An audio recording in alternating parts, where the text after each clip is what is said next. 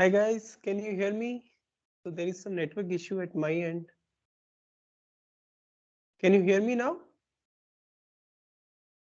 Yes, sir. Yes, sir. Okay, yeah. Yeah, please let me know if you can see my screen.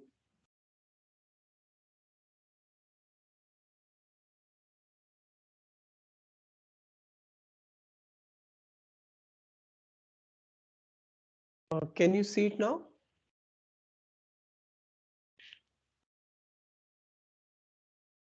Can you see my Yes, sir. screen? Okay, Yes, sir. yeah, thank you. Thank you. Okay.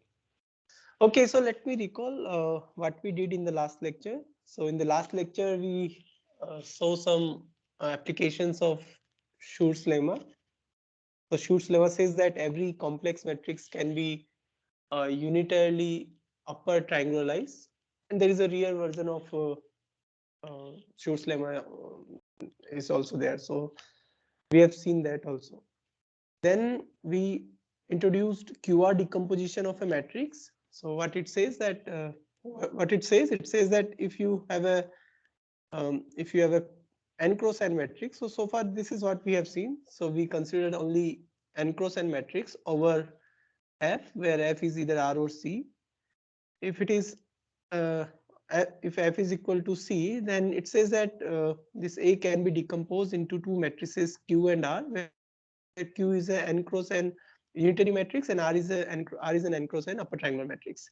If F is R, then it says that there exists a real orthogonal matrix Q of size n cross n and a real upper triangular matrix R such that A is equal to QR.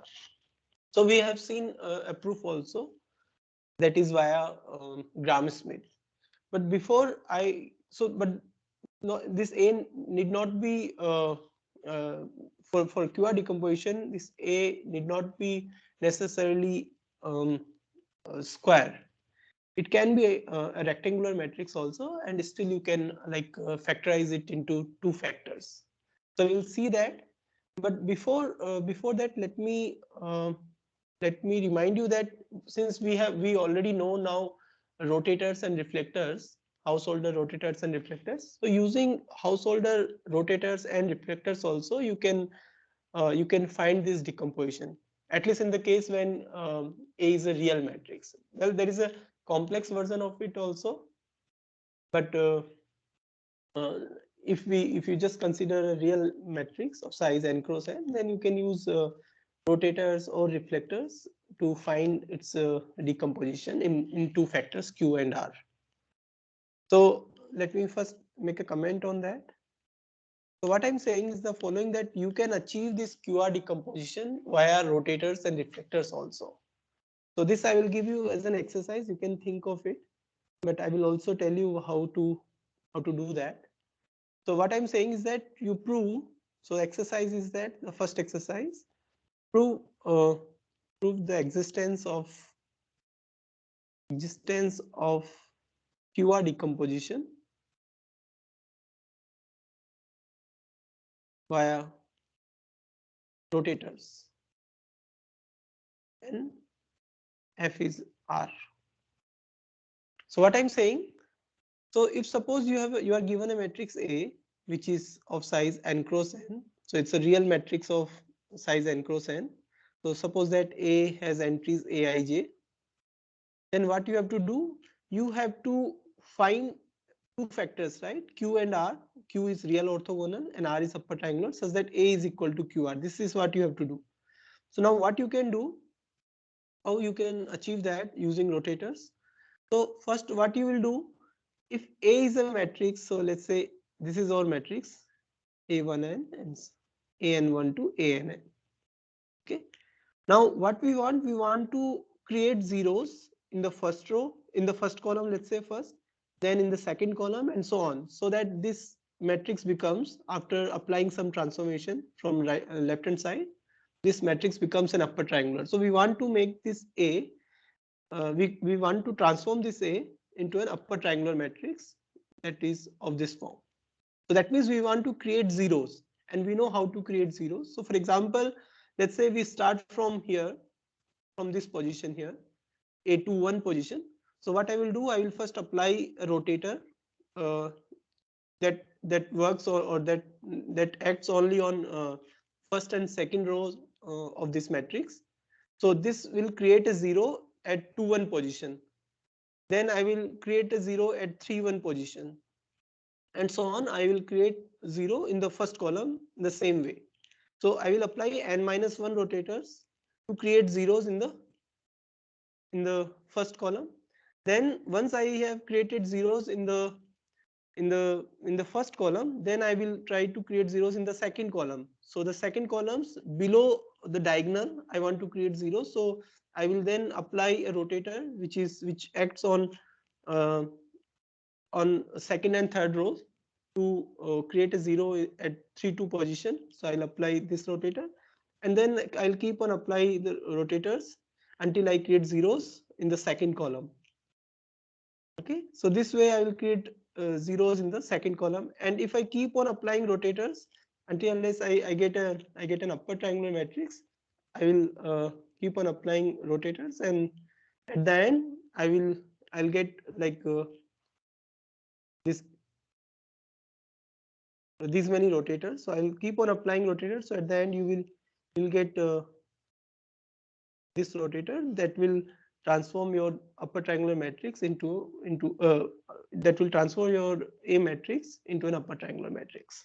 So what I'm saying is that you just start applying one by one these rotators, and then you can achieve this. So if you try to do it theoretically, it would be difficult for you to do. So there are two ways.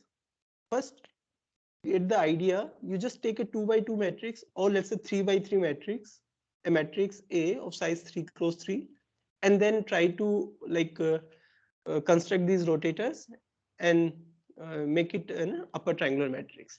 So now, since we know that product of orthogonal matrices is again orthogonal, so you call this as collectively as Q transpose. This is your A and this is R, so you will get QR factorization. So first you start with a 2 by 2 or 3 by 3 matrix, and then find rotators so that it becomes an upper triangular matrix. But then if we want to do it for any size matrix, square matrix, then what you do, you just make you can write a code for this. You can write a MATLAB program for this, where for depending on where you want to create zeros, you just construct this rotator, and then at the output of your algorithm, you will get two factors. One is Q and the other one is R. So you can do it in this way. So this is an exercise for you. You can think about it. If you are interested, you can think about it, how to achieve this via rotators. But then there is another way to do it via reflectors. So this is like QR decomposition via reflectors.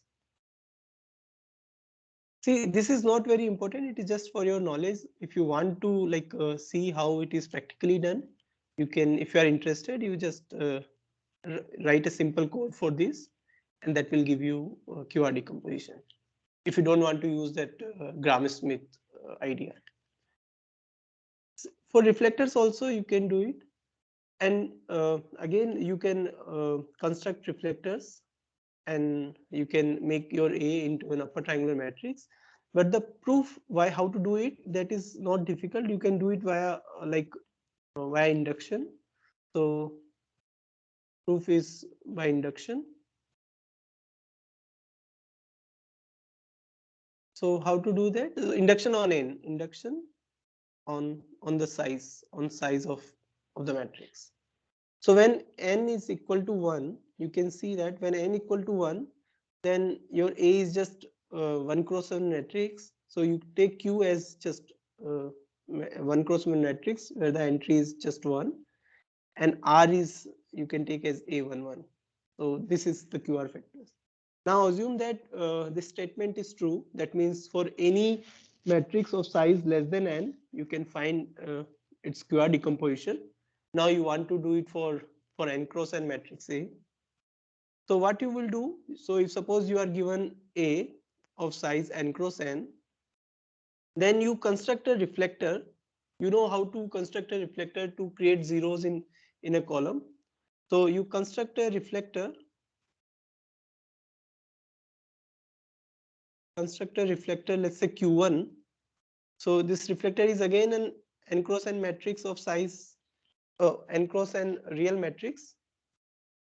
Now what it will do, so you construct this reflector such that when you apply this reflector on the first column of this matrix A, then you get something like this, some entry here, and then you get 0. In the you have this kind of vectors. So this Q1 sends your first column to a vector that is almost 0 except the first position. Okay.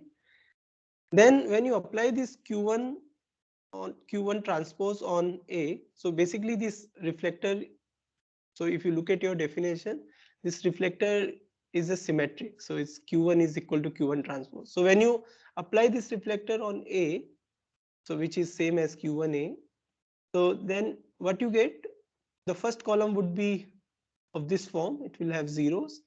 Then you will have something in the first row, and then you will have n-1 cross n-1 matrix, let's say A2 hat.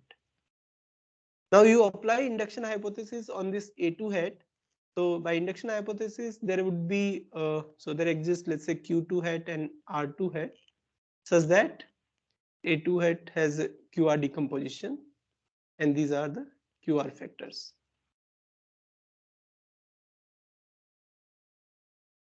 Okay, and then you construct this, let's say Q2 tilde, which has 1 at 1 position. Other entries in the first column and first row are 0, and at this block, at this place, you have Q2 hat. Now with this, when you apply this Q2 hat tilde on this Q1 transpose A, then what you will get? You will get a real, when you apply this, then you will get a matrix which is of this form, 0, then you will have something here, and then R2 hat. So basically this is a matrix which is in upper triangular form. You can call this as Q transpose collectively. So you will get your factor, QR factorization is equal to QR. Okay. So this is just to like utilize whatever knowledge we have, like whatever things we have learned in the previous lecture. Those things also you can apply in order to find this QR decomposition of a matrix. But so far I have considered only n cross n matrices. But you can do it, you can define a QR decomposition for a rectangular matrix also. For example, if suppose you have, so let me write this as a result, and then we will understand this. So suppose that we have a matrix A, which is of size n cross m over F. Okay, and assume that for simplicity n is greater than n. But if suppose n is strictly less than m, then also you can accordingly you can modify your statement here. So for this statement, let me assume n is greater than m. Then there exists Q unitary or real orthogonal, depending on what is our field, and a matrix R which is of the form, which is of size n cross m, and it has this shape, this structure, where R hat is m cross n upper triangular matrix. This is upper triangular, and 0 is just a 0 matrix to make it n cross m, such that A is equal to QR. So even if your matrix is rectangular, then also you can define, you can find its QR decomposition. And what do we mean by that? You can say that if A is n cross m, then there exists a unitary matrix Q of size n cross n, and a matrix R which is of this form, where R hat is m cross m upper triangular, such that A is equal to QR. Now it proves follows from whatever we have learned so far, that means the proof of square matrix, the QR decomposition of a square matrix. So how to do that? So we are given n cross m matrix. So what I will do first, I will make it n cross n. So I will define a matrix, let's say A tilde. So let us assume that A tilde is a matrix where the first m columns are nothing but the matrix A, and then the rest n minus m columns I am adding extra. So let's say A1. So that this A tilde becomes n cross n. Now you'll say, what is this A1? A1 is just any matrix of your choice. So you can choose this A1, which is of size n cross n minus m over here. This is an arbitrary matrix. So just put any matrix here so that this A tilde becomes n cross n. Okay. Now since this A tilde is an n cross n matrix, so this will have a QR decomposition. This we know from our previous result. So this A tilde will have QR factors, QR decomposition. So let us denote it by A tilde equal to QR tilde. Okay. So this is the QR decomposition of A tilde. So where this R tilde is an upper triangular matrix. So let us suppose that this R tilde has this form. So R tilde is of size n cross n. So what I'm saying, that you assume that R tilde has this form R and then T tilde, where R is of size n cross m. So this R tilde is upper triangular. This is by definition, right? Because if this is the QR decomposition of A tilde, then Q is unitary or orthogonal, and R tilde is upper triangular. So I'm saying that assume that R tilde is of this form. That means the first n cross m, first m columns are denoted by R, and the rest of the entries, rest of the columns are denoted by T tilde. Okay. Then it is very clear now. If you write A tilde, so what is A tilde? A tilde is A1. Then what is A1? But it is just QR, but QR tilde, but QR tilde you can write as R tilde, you can write as R T tilde, but then it is same as QR and QT tilde. Now if you compare here and here, if you compare the columns, then what you will get? You will get A is QR, where Q is clearly n cross n unitary. And what is R? R is a matrix. Now you look at what would be the structure of R. The R would have this kind of structure. It will have m cross m upper triangular matrix here, and then the rest of the entries would be 0, where this R hat would be m cross m. Okay. Why this is? Because R tilde is upper triangular, and we are done. So every matrix of size n cross m also has a QR decomposition in this sense. Now this QR decomposition I had mentioned earlier also. This you can use for eigenvalue computation. There are many applications. One is eigenvalue computation. Then you can solve system of equation, like if suppose you want to solve Ax equal to y. So let me mention here. So applications, there are many applications, but I'll mention some of them here. So first one is eigenvalue computation. It is highly useful QR decomposition. Then the solving system of equation, system of linear equations. One can use QR decomposition in this also. Linear equations. How this is? How you can use this? Suppose that you want to solve Ax equal to y. Now you know A is a matrix of some size n cross m. Now for this matrix you can find QR factors. So you know that A is equal to QR. So you will write it as QR x equal to y. Now you assume that this Rx is some Z. So this will be like equivalent to solving these two things, two equations, like Rx equal to Z and Qz equal to Y. Right now, this Q is known because if so, provided you know the QR factorization, what you can do, you can from here you can find what is Z, right? So this Z would be just Q transpose Y. Y is known, Q is known, so this Z you will find. So this will be just matrix vector multiplication. So this would be only n square computation depending on the size of this matrix and vector. And then once you know Z, then you can substitute this Z here and you will get X. Now solving this system is not difficult because R is upper triangular. So you can use back substitution to solve this. So it is again very easy. So solving a system of equation becomes easy um, when you apply QR decomposition.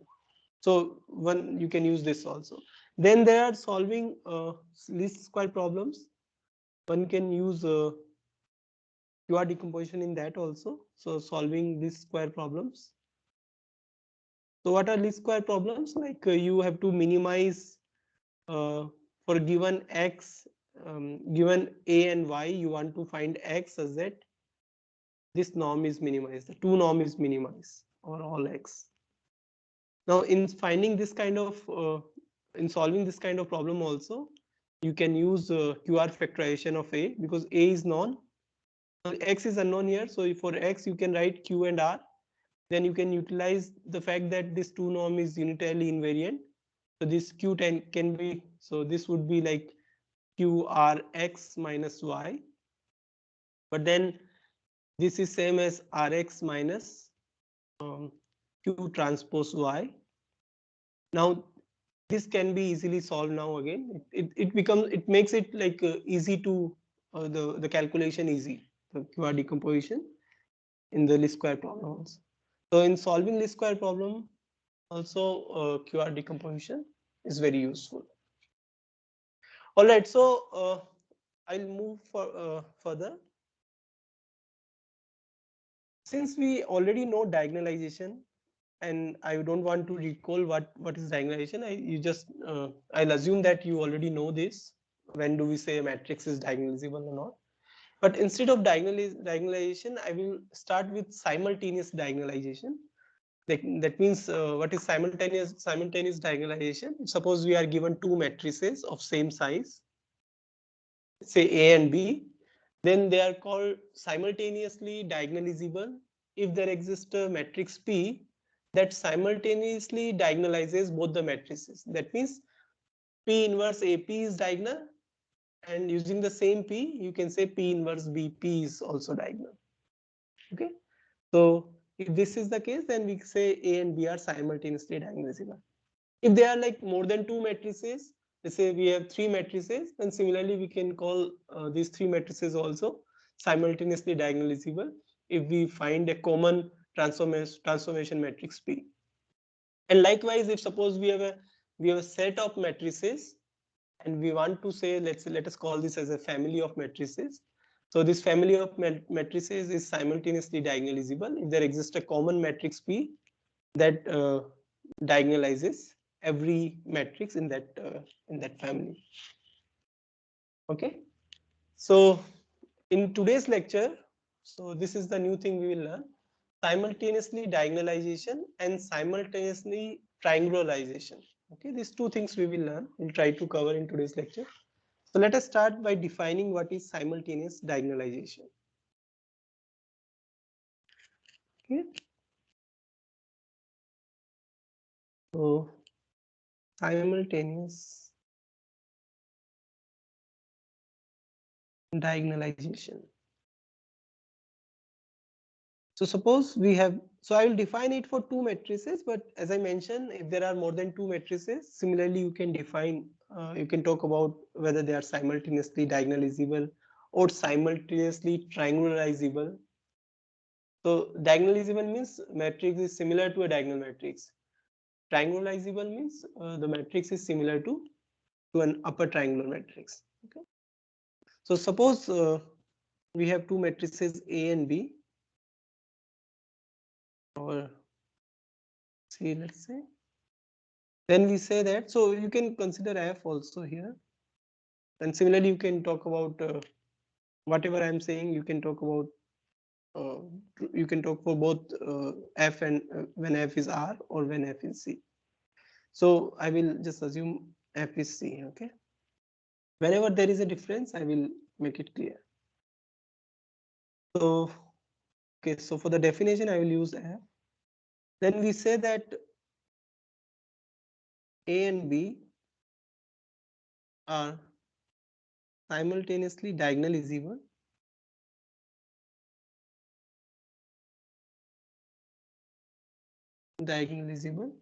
if there exists an invertible matrix P of the same size over the same field such that P inverse AP and P inverse PP are both diagonal. Okay. Now, one thing you can uh, observe here, that if two matrices are similar, two matrices are simultaneously diagonalizable, then, so let me make this observation here. So let's say A and B are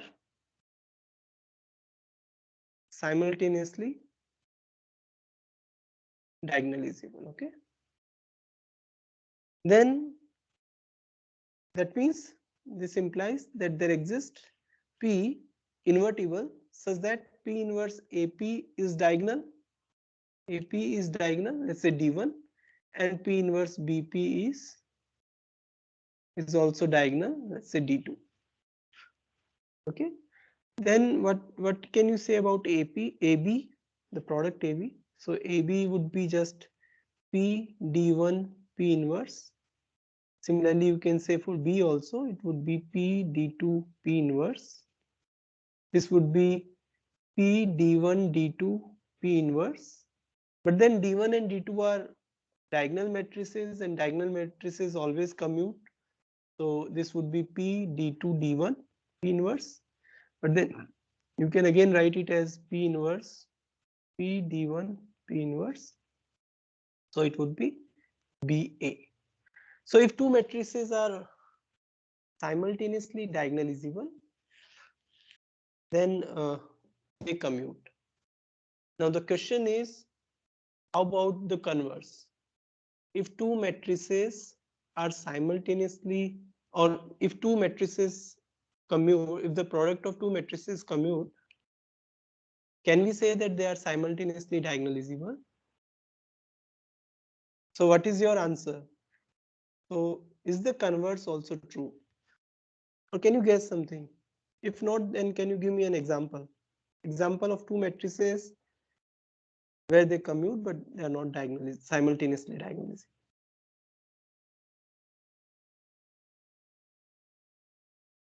So the question is, what about converse?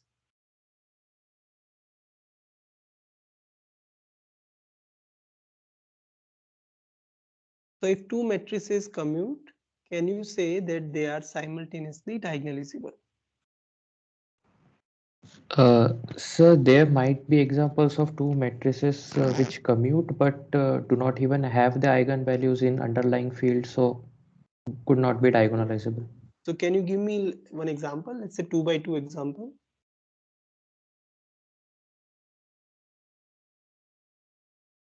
You just take A as identity matrix and B is any matrix which is not, like, as you are saying, it Yeah. doesn't have like complete set of eigenvectors, or not doesn't have any real eigenvalue, something like this, So or 0, you 1, can take minus. Yes. something like this also. So this you can, this is an identity matrix. A is an identity matrix. So clearly AB is equal to BA. But A and B, they are not simultaneously diagonalizable. In fact, B is not even diagonalizable. So The converse is not true. The converse is not true because here at least what you can say that in this B matrix, the A matrix is clearly diagonalizable. But in the example which I have taken here, the B matrix is not diagonalizable. So this example says that if two matrices commute, then that itself is not sufficient to say whether they are simultaneously diagonalizable. But if I add one more condition, or if I add something extra, then they might be like simultaneously diagonalizable. So what should be that condition? Because in this example, one thing is clear that one matrix is diagonalizable, but the other matrix is not diagonalizable. So if I assume that if suppose A and B are diagonalizable, so the question now is, instead of finding B, which is not diagonalizable, can you find example of two matrices such that these matrices are diagonalizable and also they commute, but still they are not simultaneously diagonalizable? This is the question. So that means if I add one more condition that both the matrices are diagonalizable, so they already commute, but if they are on top of that, if they are diagonalizable also, then can we say that they are simultaneously diagonalizable? And the answer would be no, we cannot find that such an example. So if I add this extra condition that A and B are diagonalizable, then this will imply that they are simultaneously diagonalizable. So two diagonalizable matrices, if they commute, then they will be simultaneously diagonalizable. So it is possible to find a common transformation matrix P such that P inverse AP is diagonalizable, or is diagonal, and P inverse BP is diagonal. Okay. So in the next result, we will prove that if two matrices commute and if they are diagonalizable, then they are simultaneously diagonalizable. So this would be like if and only if. So if A and B are diagonalizable matrices, then they are simultaneously diagonalizable if and only if they commute. So we'll prove this result. In fact, we will prove a more general result, not only for two matrices. We will prove like a family of matrices, like a subset of set of matrices. We will prove this kind of result for that. But before I proceed further, I will I want to prove another result that would be useful in proving that. So what is this lemma? So we'll prove it as a lemma because this will be useful for proving the sufficient condition for simultaneous diagonalizability. So what this lemma says that if we have two matrices of same size, let's say A and B of same size, say n cross n over n, then this matrix, you consider this matrix X, which is of this type, that means the block diagonal, where at the diagonal we have A and B. So then this X is diagonalizable. X is diagonalizable if and only if and only if both A and B are diagonalizable.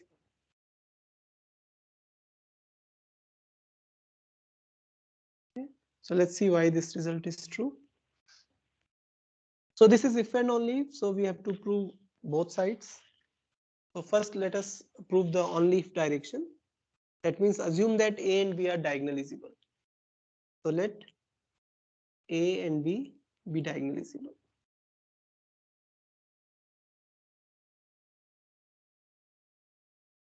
Okay. Okay.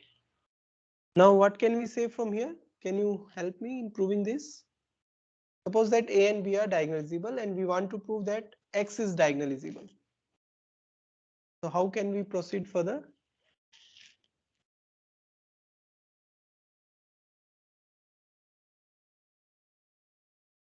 What can we say from here?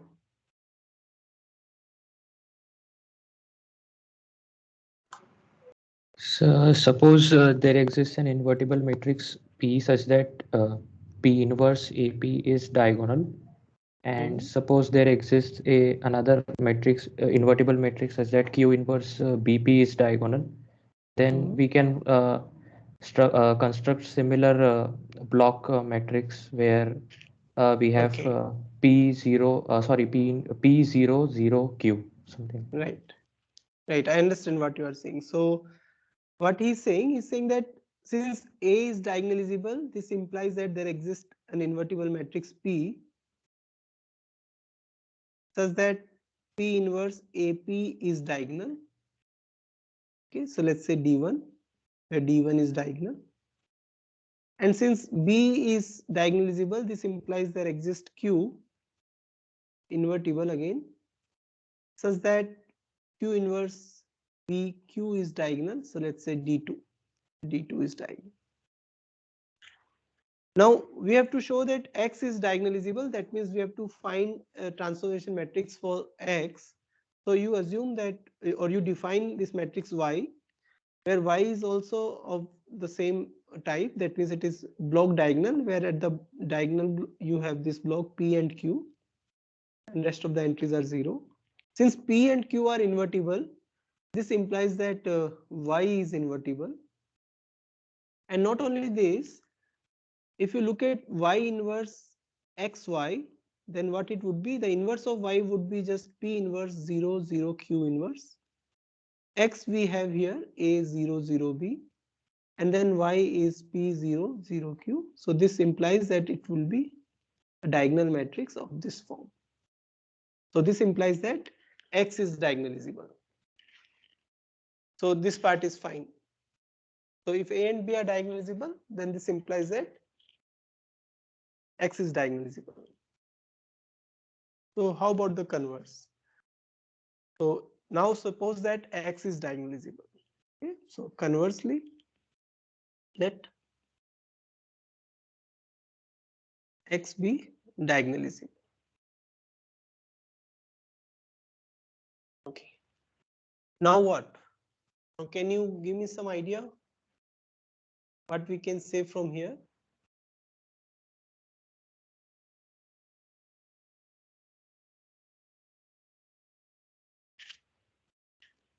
So X is diagonalizable given to us. We need to prove that A and B are diagonalizable. So what can we do from here? Let us see. Let's just apply the definition and see what you get. Okay. So suppose that X is diagonalizable. What does it mean? So this means that there exists an invertible P. So this implies there exists P such that P inverse XP is diagonal, right? So the diagonal matrix I will denote it. So it's a diagonal matrix. So I will say, let's say lambda 1, lambda 2, and these are the entries on the diagonal. Okay, so well,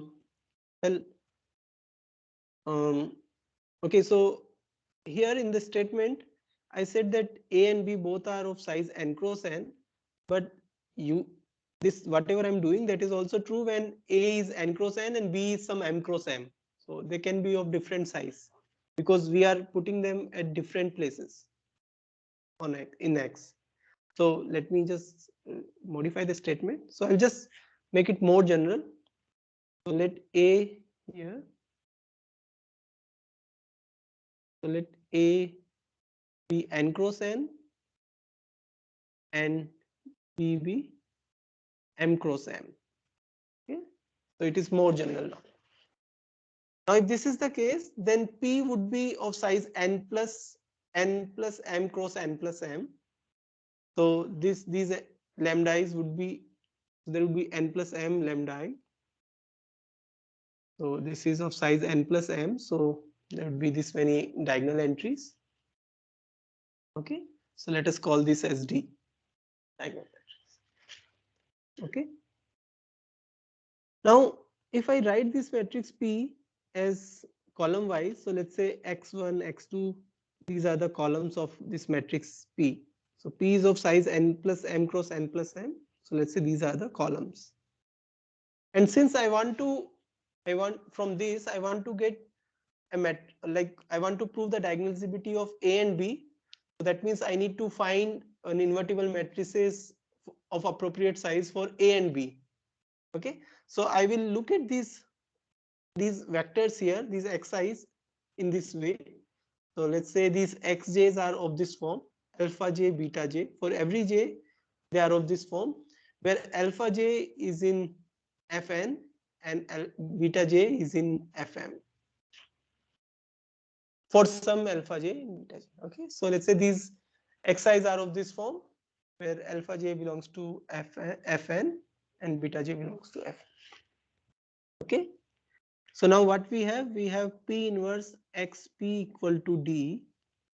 This is equivalent to writing this implies that I can write it as PD, right? But now if I multiply left hand side, if I compare the columns of left hand side and right hand side, so what are the left hand side metrics? So if I multiply column wise, so the left hand side I have x, x1 and x, the second column would be x, x2 and so on up to x, x n plus m. And the right hand side would be lambda 1, x1, lambda 2, x2 and so on up to lambda n plus m, x n plus m. Okay.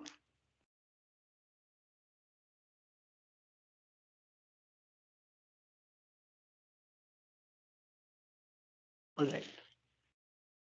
So what does it mean? This implies that xj, for each j, if you compare the columns, then you can say that xj equal to lambda j xj for all j. But then this is equivalent to saying, so what is x? X is a0, 0b. Xj is alpha j, beta j.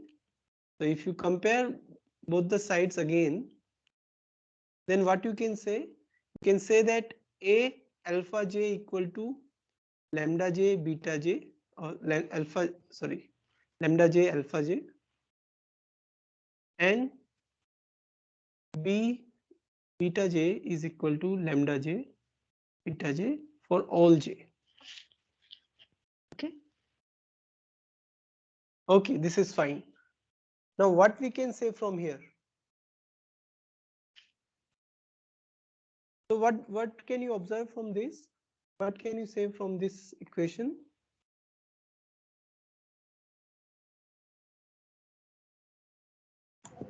So alpha j's and beta j's are the eigenvectors for A and B respectively. Yeah, so they are eigenvectors. They are eigenvectors provided these alpha j's. So you can say for a j that alpha j is an eigenvector provided this vector is non-zero. Yes. Right? So one of them should be non-zero because x is this p is invertible. So all these vectors here, the columns are linearly independent, so they are non-zero vectors. But one of them could still be zero.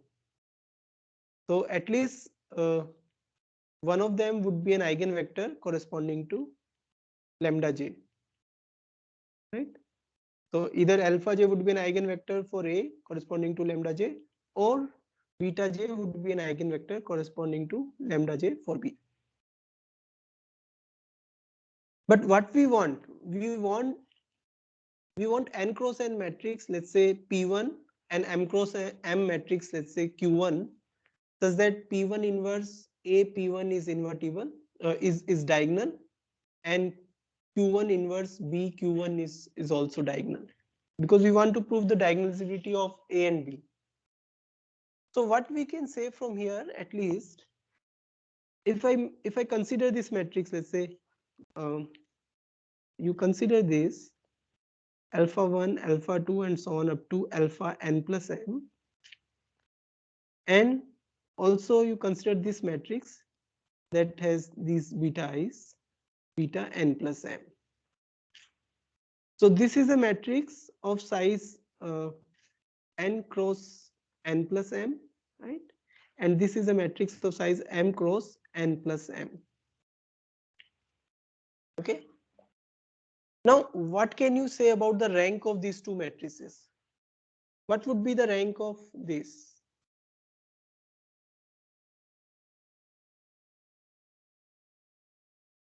So can you say something about the rank of this matrix? At most n. At most n, but can you say like exactly n? Or can it be rank deficient?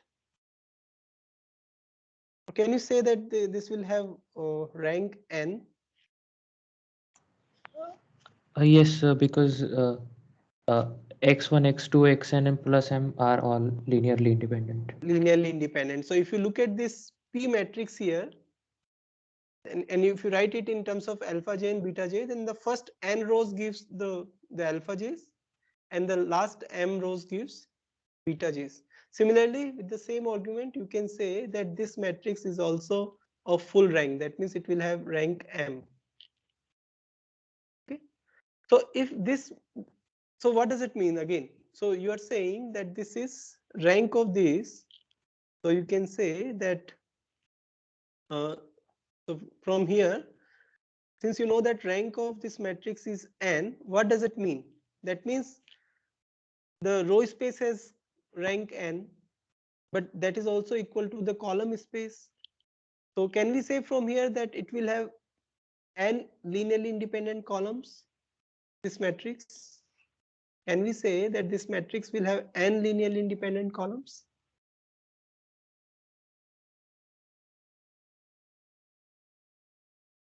So since you are saying Yes, sir. that this matrix has rank n, but the column row rank is equal to the column rank. So if column rank is n, that means it will have n linearly independent vectors here. So let us denote them as, so this implies that alpha, I don't know which n vectors would be linearly independent, but what I can say that there would be at least n linearly independent columns in this matrix. So we can choose, so choose, let's say alpha k1 and so on up to alpha kn. These are linearly independent columns. These are linearly independent columns from this set alpha 1, alpha 2, and so on up to alpha n plus m. Similarly, you can choose m linearly independent columns in this matrix. Okay. So let's say beta some uh, r1 and so on up to beta rm. These are linearly independent columns from this beta 1, beta 2, and so on up to beta n plus m. Now, if you have n linearly independent columns of size n cross n, what can you say from that? What does this imply?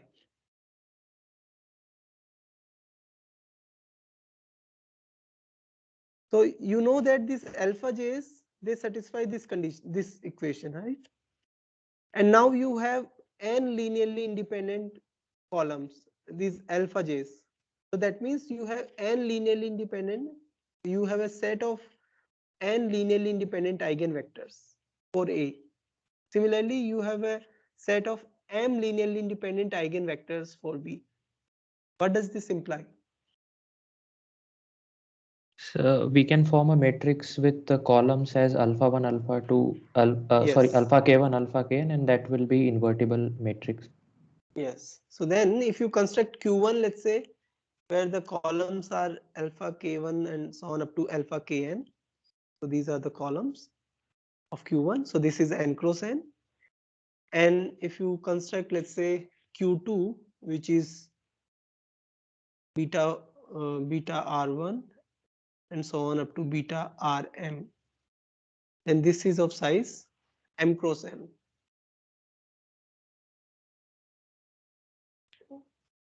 So if you construct this Q1 and Q2, since Q1 is an n cross n matrix, the columns are linearly independent. So clearly this is invertible. Similarly, Q2, the columns of Q2 are linearly independent, so Q2 is invertible.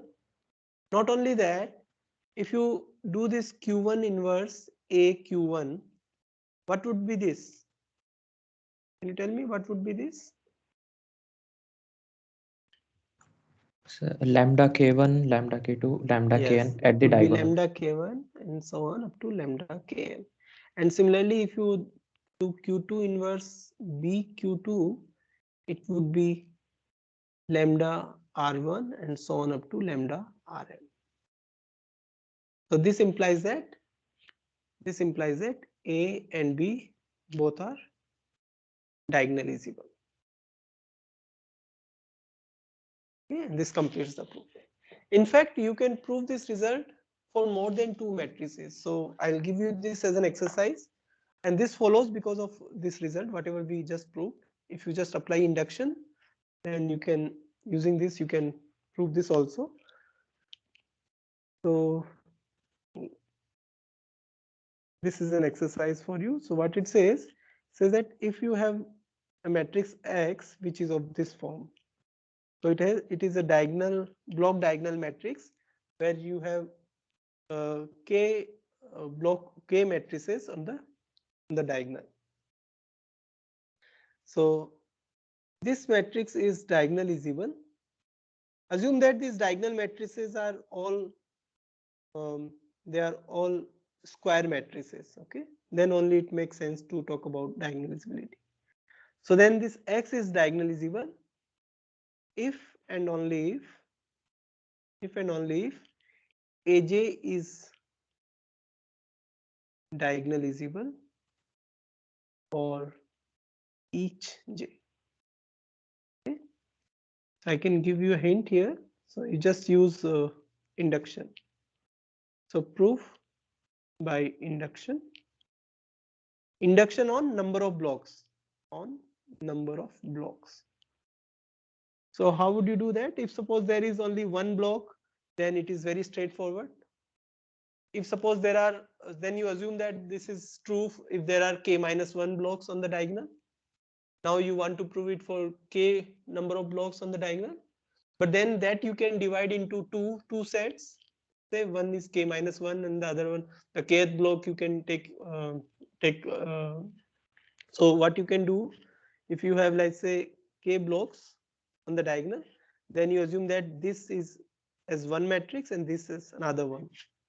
Then you again apply induction because now this is n minus 1. So this is you can use the previous result. The previous result says that this matrix is diagonalizable if and only if this is diagonalizable and this is diagonalizable. So this is diagonalizable is fine, but this is diagonalizable means this is of size this is the matrix which has n k minus 1 blocks on the diagonal. Now you can apply induction hypothesis and you can say that because of induction hypothesis a1 to ak minus 1 all these blocks are diagonalizable, right? But from here you already know ak is diagonalizable, so all these blocks are diagonalizable. So using induction you can prove this also. Okay. All right, so now we prove the main result. So we have seen that if two matrices are simultaneously diagonalizable, then they commute, but the converse is in general not true. So for the converse, we need extra condition, and the extra condition is that if the matrices are diagonalizable and if they commute, then they are simultaneously diagonalizable. Now I will prove this result not only for two matrices, I will do it for a family of matrices. Okay, so let us write this first, and then we prove it. Okay? So suppose that we have a family of matrices. Okay, family of matrices means it's a subset of matrices. So let A be a family of diagonalizable matrices. Okay, diagonalizable matrices. So when I say family of diagonalizable matrices means since it's a subset of matrices, every element of this script A is a matrix, and it's a subset of diagonalizable matrices means every element of this of this family is diagonalizable. Okay, so suppose that we have a family of diagonalizable matrices. Then the following are equivalent. Then these two things are equivalent. The first one is, let's say A. This family is simultaneously diagonalizable.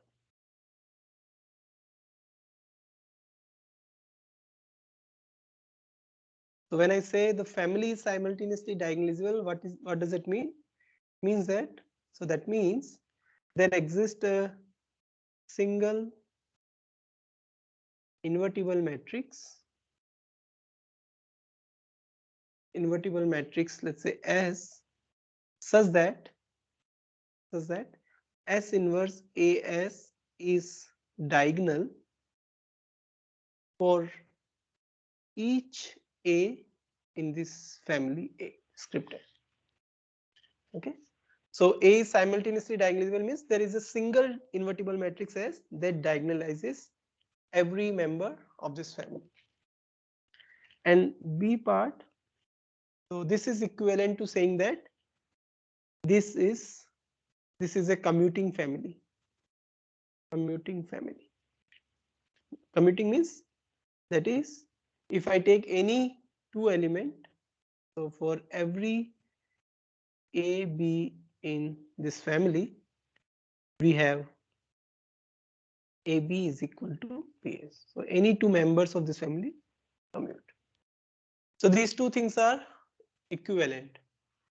So if we have a family of diagonalizable matrices, that means every element in this family is diagonalizable.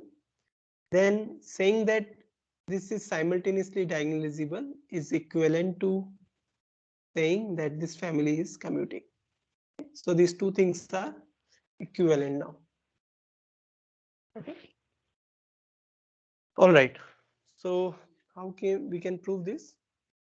So this is like we have to show both. We have to show that A and B both are equivalent. So that means A implies B and B implies A. So clearly A implies B. We have already seen for two matrices, but even if there are more than two matrices, you can easily check that if A is simultaneously diagonalizable, then A is commuting. This family is commuting. So this is trivial. Trivial in the sense that you can easily prove. So suppose that A is simultaneously diagonalizable. This implies that there exists P invertible such that P inverse AP is diagonal for all or for each A in this. Now if you take any two matrices, let's say B and C are any two matrices of this family, then if you look at this B and C, then what would be this B and C? Since B and C both are simultaneously diagonalizable, you can write this as P B P inverse, then P C P inverse.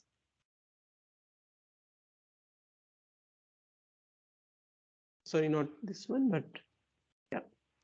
Since B and C are simultaneously diagonalizable via this matrix P, so you know that P inverse AP is diagonal, and also P inverse BP is diagonal, and P inverse CP is also diagonal. So they are diagonal matrices. So clearly, if you do this BC, then you can easily verify that BC is equal to CB. And this is true for any B and C in this family. So you can say that this family is commuting. So A implies B is straightforward. Now we'll prove B implies A. So assume that this family is commuting. That means every two members or any two matrices, if I take from this family, then they commute. Now using this, we have to prove that this set is simultaneously diagonalizable. This family is simultaneously diagonalizable. That means we have to find a matrix P invertible that diagonalizes every element in this family. So this is what we have to do. Okay. So we will do it by induction again. So proof is by induction. By induction on size n. Okay. Size of matrices. Okay. Now if n is equal to 1, so suppose that all the matrices are of size 1 cross 1, then it is very trivial, right? So then it is trivially true. If all matrices are of size 1 cross 1, then the invertible matrix you can take P as just 1 cross 1 matrix where the entry is equal to 1, and then this satisfies the property of simultaneous diagonalizability. So n equal to 1 is trivial. Okay. Also, so now so let n is greater than 1. Okay, and assume that the result is true. So you can say, so let the result be true for for matrices of size less than n cross n. Okay, so we are doing it by induction. So suppose that the result is true for all the matrices of size less than n cross n. Okay, so now assume that our matrix is of size n cross n, or we have a family of matrices of size n cross n. Now one thing is, you can see here that if all the matrices, so what you can say, so we can consider this particular case first. So if all the matrices, so if A belongs to the family, implies that A is of the form alpha times I. So that means if all the matrices in the family are scalar multiple of identity, then also it is very straightforward, because then the transformation matrix you can take as identity itself, and then also it is done, because all the matrices are diagonal in this family, so they are again trivially satisfying this property. So if A belongs to this family, implies that A is equal to alpha I for some alpha in F, then this is trivially true. So then also it is trivially true. The result is trivially true. So suppose that there is at least one A. So suppose there is a matrix A in the family such that this A is not of the form alpha I for any alpha in C. So it is not a scalar multiple of identity. Okay. All right. Now we know that if, since A is in this family, and this family is a family of diagonalizable matrices, that means A is diagonalizable. So since A is diagonalizable, this implies that there exists S invertible such that S inverse AS is diagonal, right? So S inverse A is diagonal. Let's say D. This is diagonal because A is diagonalizable. So by definition, there would be S such that S inverse AS is diagonal. Okay. And without loss of generality, we can assume that. So without loss of generality, why I'm saying this without loss of generality? So if it is not, if suppose you have some, so what I'm saying is the following. So let me write it instead of. So I'm saying that assume that this D has this form. This is a diagonal matrix, but without loss of generality, you can assume that it has this form. That means if lambda 1 to lambda k, these are distinct eigenvalues of A. And if suppose lambda 1 is appearing, let's say n1 times, lambda 2 is appearing n2 times and lambda k is appearing nk times. That means this is the multiplicity of eigenvalue lambda I.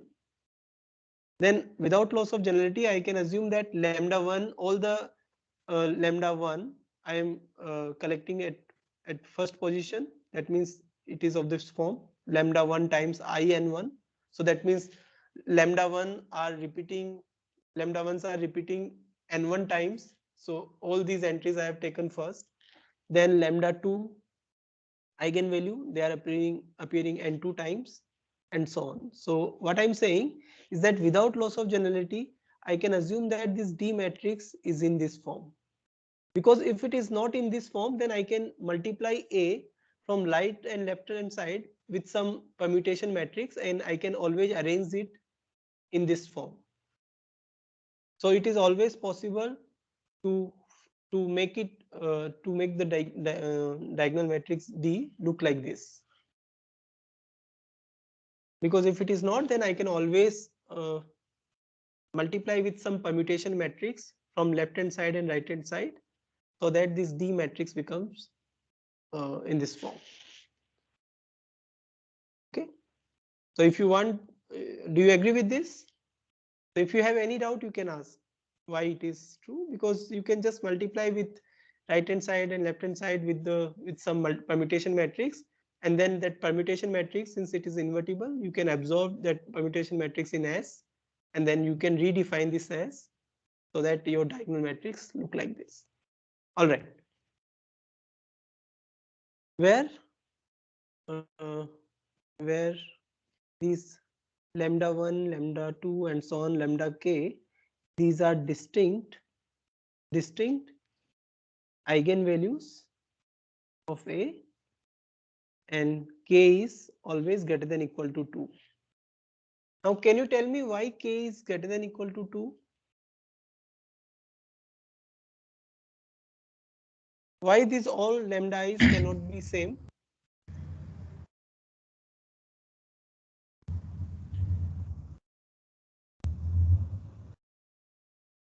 So why this A should have at least two eigenvalues, two distinct eigenvalues?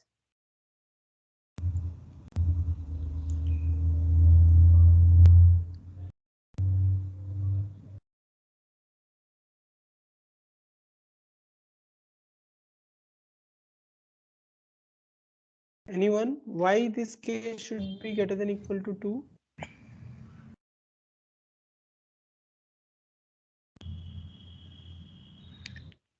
Because if suppose, yeah. Because sir, if all the eigenvalues of A is there is only one eigenvalue of A, then and if A is not scalar matrix, then that will not be diagonalizable. So your argument is not completely correct. We have a contradiction because of this assumption here. So we are saying that assume that this A is not a scalar multiple of I, because if suppose all these lambda i's are same, then D would be of the form, it would be S inverse AS equal to D, where D is just lambda times I, right? If all eigenvalues are same, then you can call that eigenvalue lambda. So it would be this, but then this implies that A is equal to lambda times I, because you can multiply with S from left hand side and S inverse from right hand side. So it would be this. So this is a contradiction of our assumption that we are assuming that at least one A is there, which is not a scalar multiple of I, right? So this is fine. So k is greater than equal to 2. And also when you take the sum of these ni's, n1, n2, these multiplicities, they should sum up to n. Okay. All right. So this is, so far we have not used anything special. It's just we have used the fact that A is diagonally even, and therefore this is happening. Okay. Now we use the fact that A is commuting. So we are given that this family family of matrices, script A, that is commuting. This family of matrices is commuting. So this is commuting means what? So this is commuting. So for any, if I take for any B and C in this A, then this will imply that BC is equal to CB, right? Because this family is commuting. Now this will imply that if you look at from this expression, this is same as saying that S inverse BS. So I'll multiply S inverse from left hand side, then it would be this. Sorry. So this is BC. But then I will also put S inverse in between.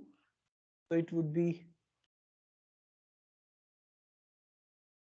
you will see that it is the same thing. So it would be S inverse CS. And then similarly here it is BS, right? Because here it is just an identity matrix. So it is same as B equal to BC equal to CB.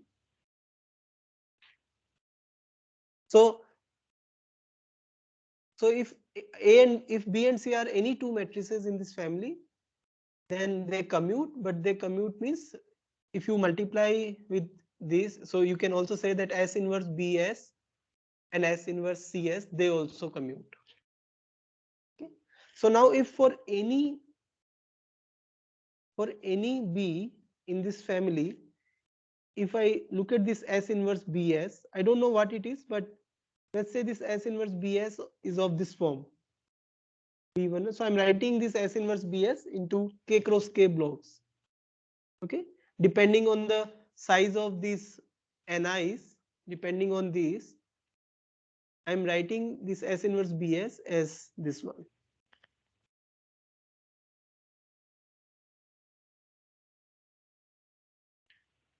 Okay. So where this Bij is of the is of size Ni cross Nj.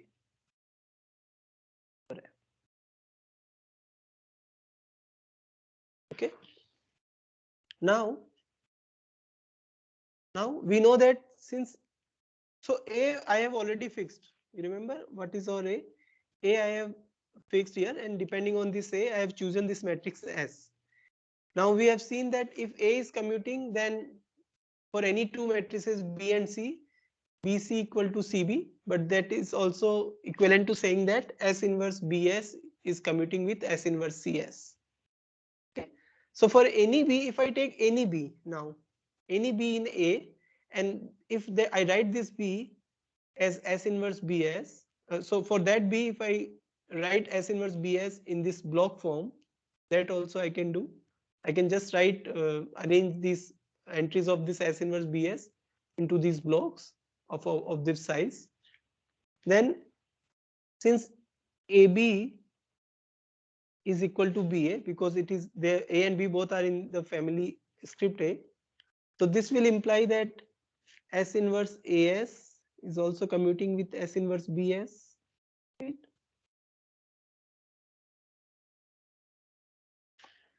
But you know what is S inverse AS? So you go back here, S inverse AS has this form. So I'll write this. So what is S inverse AS? So this implies S inverse AS is lambda 1 times IN1, then lambda 2 times IN2, and so on, lambda k times INK. Then here I have S inverse BS. So S inverse BS also I will write. It is B11 and so on up to B1K.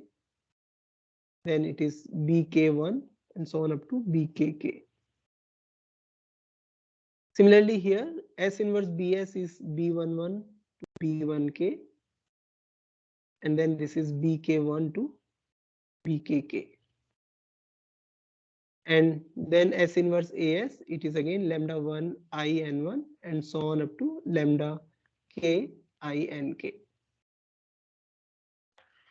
Okay. Now if you multiply the matrices in the left hand side and also in the right hand side, and if you compare the blocks, what you will get? So this will imply that for all ij, lambda I Bij is equal to lambda j Bij for all I and j. So for all the blocks, if you multiply, so what would be the multiplication? If you multiply the left hand side, so if you look at the left hand side here, the first row of left hand side multiplication here. So what would be the first row? So the first row of this block matrix will be multiplied by lambda 1, right? The second block, second row would be multiplied by lambda 2 and so on. And if you look at the right hand side, the first column would be multiplied. First column of this would be multiplied by lambda 1 and the second column would be multiplied by lambda 2 and so on. So if you multiply these blocks in left hand side and right hand side, you will get this relationship. But what does this mean? This means that Bij is equal to 0 if I is not equal to j, because lambda I is not equal to lambda j. So what does this mean? This means that all the blocks, all the off diagonal blocks in this S inverse Bs are 0. So this implies that if you look at again S inverse Bs, what is this? This would be just of this form B11, B22 and so on up to BKK. Other blocks are 0. So you remember what we are trying to do here? We are trying to find a matrix S, the transformation matrix S, that diagonalizes all the matrices in this family. Right? A single transformation matrix we are trying to find that diagonalizes all the matrices.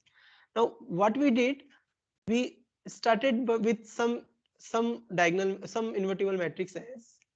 So this S is we have found by fixing a matrix A. Right?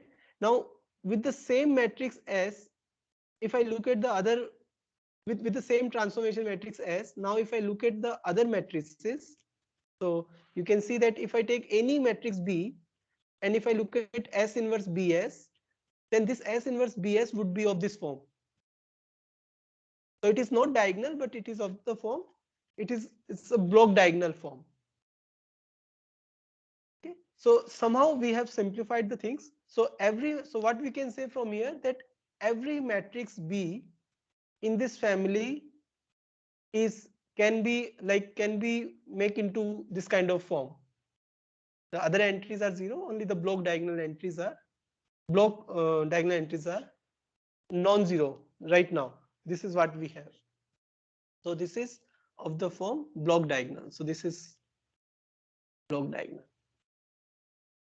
But we want to find S such that S inverse Bs is diagonal for every B in this family.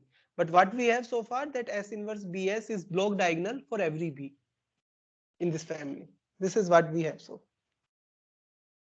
Now B is diagonalizable, right? B is diagonalizable because B belongs to the family of this family here, family of diagonalizable matrices. So B is diagonalizable. If B is diagonalizable, what can you say about these blocks, about this matrix? So if B is diagonalizable, what can you say about this matrix?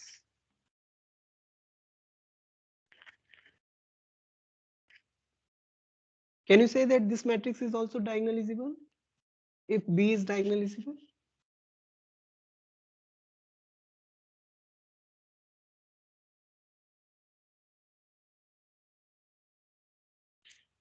If B is diagonalizable, can you say that S inverse Bs is also diagonalizable? Yes, sir. Can say why? So because if corresponding to B there is matrix P, then if we consider the matrix PS inverse PS, Yes. then that Yes. will diagonalize this. Right. You're right. Yes. So if B is diagonalizable, that means S inverse Bs is diagonalizable. But S inverse Bs is this block diagonal matrix. So we are saying that this block diagonal matrix is diagonalizable. if this block diagonal matrix is diagonalizable, then because of this exercise, we can say that each of these block is diagonalizable, right? So what we can say B is diagonalizable. This implies S inverse BS is diagonalizable.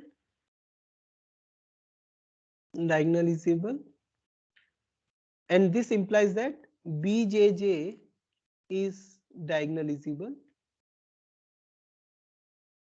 for each J, right? So that means what we can say from here, that if I take, so you remember what I did here? Let me go back so that you are with me. I took a matrix B arbitrary in this family, then I can say that this B is of this form. So by using this transformation matrix, we can make this S in or we can transform this matrix B in this kind of form, where each of this block here is diagonalizable. This is true for any matrix B because I have not assumed anything on B. I just said that for any B we can do this. So what you can conclude here, that this BJJ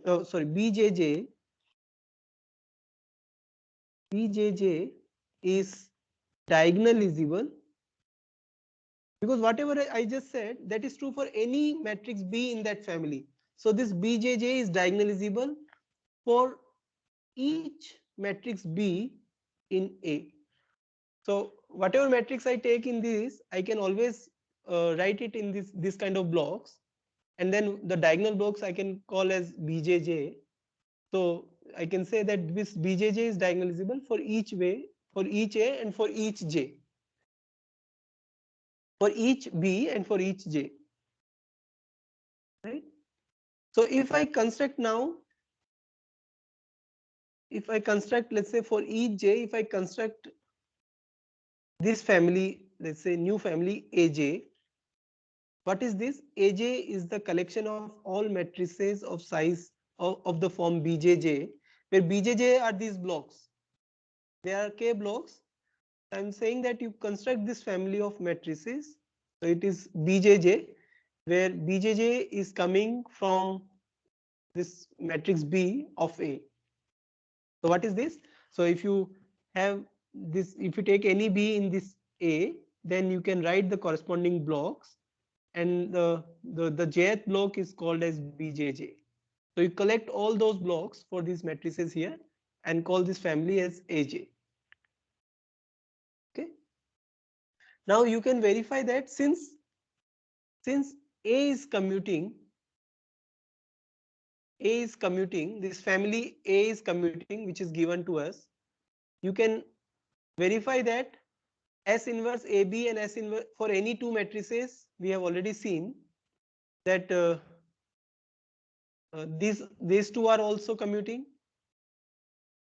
So if these matrices are of this form, block diagonal form, so these block diagonal matrices are commuting, means each of these blocks are also commuting. When you like look at multiply S inverse BS with S inverse CS, let's say, then that will commute with S inverse CS and S inverse PS. So these blocks, from there you can say that these blocks are also commuting. Not these blocks are commuting, but like this family BJJ is commuting. So the JJ block for every B in A, they form a commuting family of matrices. So you can say that this AJJ is commuting for each J. And you also know that this BJJ is diagonalizable for each J. So now we have a smaller family of matrices which is diagonalizable. We have a smaller family of diagonalizable and commuting matrices. So by induction hypothesis, so this is for each J. So by induction hypothesis now, by induction hypothesis, there exists Sj. So by induction there would be these AJs would be simultaneously diagonalizable for each J. That means there exists Sj for every J. There would be Sj. So Sj would be in of this size Nj times Nj, such that Sj inverse Bjj Sj is diagonal. This is diagonal for each J and for every B in this family A. Right? So you understand what I am doing here?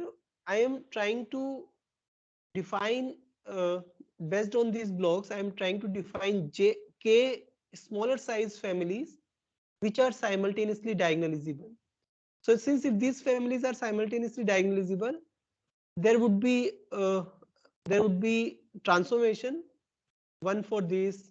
So let's say S1 for this, S2 for this, and Sk for this. So for each J, we will have these transformation matrices which would be simultaneously diagonalize these family Aj for each J. I will collect these Sj, S1, S2 up to Sk and form a new matrix. Let's say S tilde. So what I'm saying that let's say now I will form a matrix, let's say S tilde. So let S tilde is a new matrix, which is the multiplication of S, where S we already have, and then this S1, S2 and up to Sk. So then this is the right matrix. That means this is the transformation matrix that diagonalizes every matrix in this family. So we were looking for this S tilde. So now you can see that if S tilde, if we define in this way, then for any matrix B in this family, we can say that S tilde inverse B S tilde. So what it would be? It would be S1 inverse, S2 inverse, and so on up to Sk inverse. Then this would be S inverse, B, S, and then S1 and so on up to Sk. Right? But then we know that S inverse BS, S inverse BS is just a block diagonal of this form.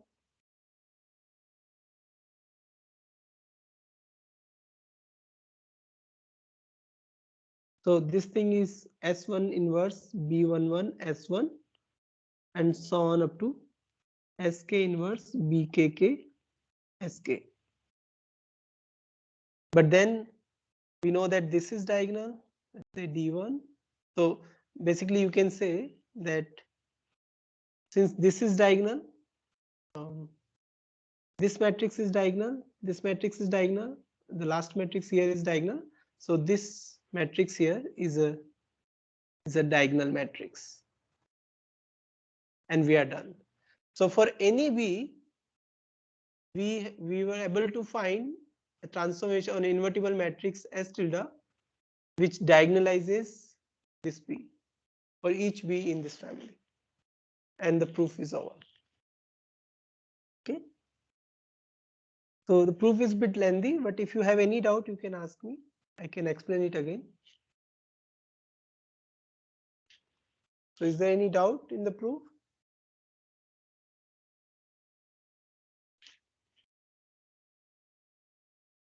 Okay, so if there is no doubt, then we can stop here. So it took a lot of time in proving this. There is another result that we will prove in the next class, that is regarding simultaneous triangularization. So under what condition we can say that a family of matrices is simultaneously triangularizable? We will consider this in the next class. So if you have any doubt, then you can ask, otherwise we'll stop here.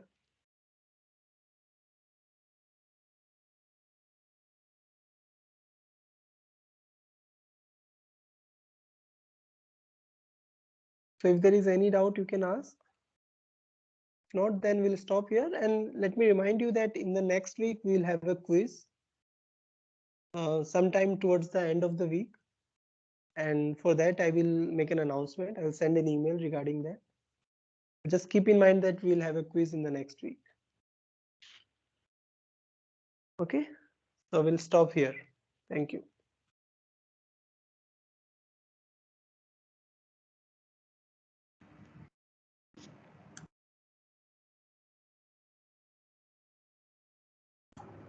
Hello, sir.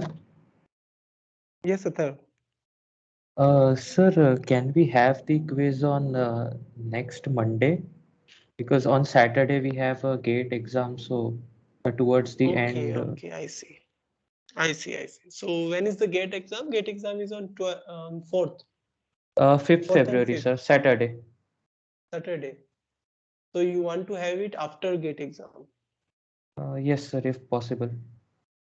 Yes, yes, we can do that. So since it's it is an important exam for all of you, so I don't want to disturb you then. So we will do it after to the after the gate exam. Okay, sir. Thank you very Okay, much, it's sir. okay. Yeah, no problem. All right. See you then. See you in the next week, next class. Thank you, sir.